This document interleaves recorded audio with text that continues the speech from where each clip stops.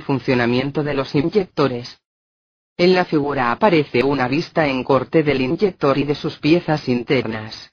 Las piezas funcionales son la tobera 2 con su válvula de aguja en la parte inferior del inyector y el resorte 5 y su tuerca de ajuste en la parte superior.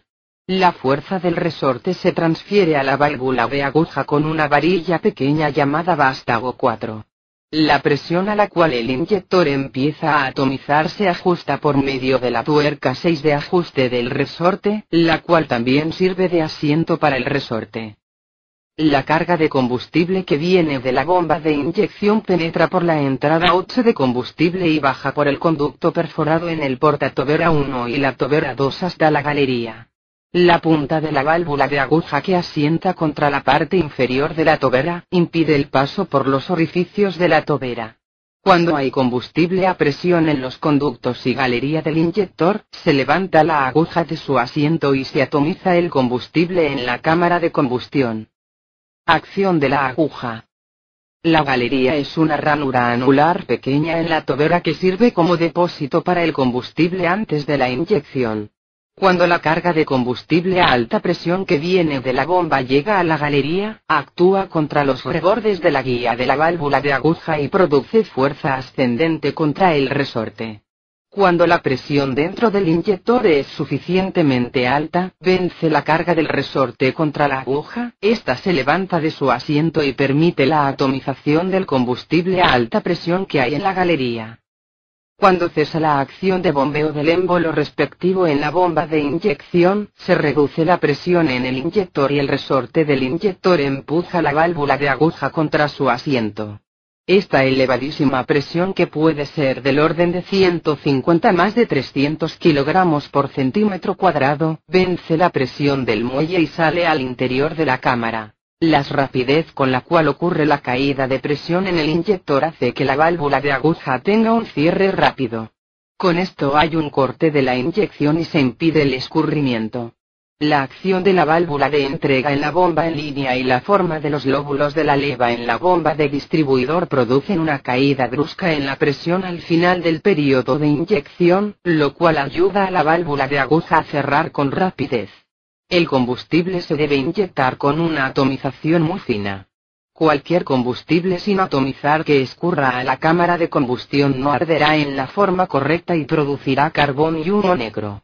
Por último, cabe destacar los conductos de retorno del combustible que van enlazados con todos los de los inyectores para llevar al rebose el combustible que se hubiera podido acumular en exceso.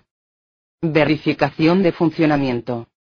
La bomba de tarar debe fijarse en un banco reservado para reparar inyectores, que debe estar siempre limpio y al abrigo de la suciedad. A la puesta en servicio de la bomba de tarar, reservar un porta-inyector completo del que se habrá anotado su presión de tarado como inyector patrón.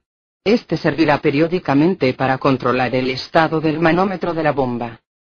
Se distinguen las verificaciones siguientes, que se hacen en una bomba de tarar inyectores. Presión de apertura, llamado tarado del inyector. La estanqueidad. Las características del zumbido y de la forma del chorro. El chorro de un inyector provoca heridas graves. Vigilar que no pueda alcanzar a nadie. Estanqueidad. Mantener con la palanca del aparato una presión inferior en 10 a 20 bares a aquella del tarado.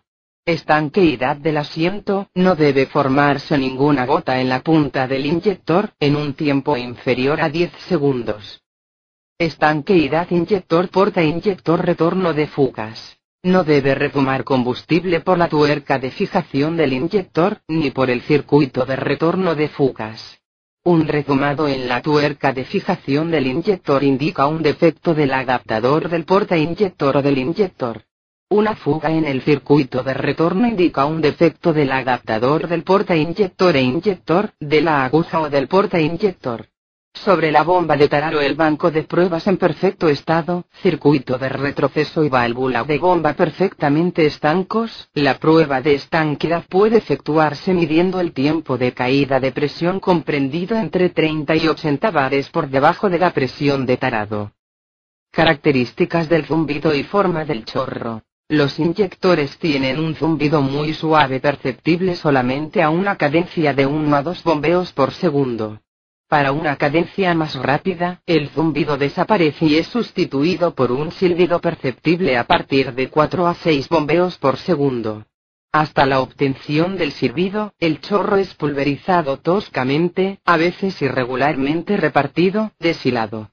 En un movimiento de bombeo rápido, el chorro debe ser neto, finamente pulverizado y el ángulo del chorro respetado. Síntomas del fallo de los inyectores. Unos inyectores en mal estado pueden ocasionar fallos en la combustión que se suelen delatar por defectos en la misma.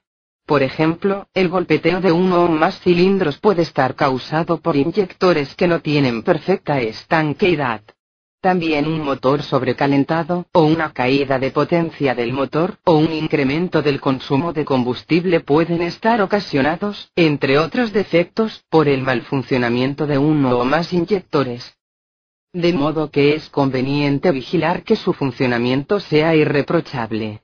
Pero el síntoma que más nos puede ayudar a conocer el estado en que se encuentran los inyectores, sin el desmontaje de estos, es el estado de humos que el motor produce, lo que, sin embargo, no quiere decir que de todo exceso de humos sea el inyector el responsable. En general, cuando un motor diésel tiene ausencia total de humo indica el correcto estado de reglaje del motor y por consiguiente también de los inyectores. Ante un humo claro, la situación puede ser todavía aceptable en un motor que ha realizado muchos kilómetros, pero cuando el humo es negro o gris oscuro y se produce a plena carga y a velocidades altas o medias acompañado de síntomas tales como pérdida de potencia o golpeteos del motor, es muy probable que el inyector sea el culpable por defectos de funcionamiento. También los humos en el escape de una manera intermitente o a bocanadas, a veces con tonalidades blancas o azules pueden estar causadas por defectos de la aguja del inyector que se puede gripar intermitentemente.